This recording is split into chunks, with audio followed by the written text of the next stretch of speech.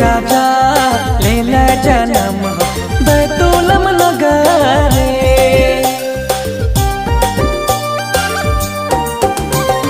यीशु राजा लेला जन्म बैतुलम नगरे। चला रे चला भैया बहिन मान, चला रे चला भैया बहिन मान। टुकुर टुकुर यीशु राजा देखाते चरण कर पूरा में खिलाते।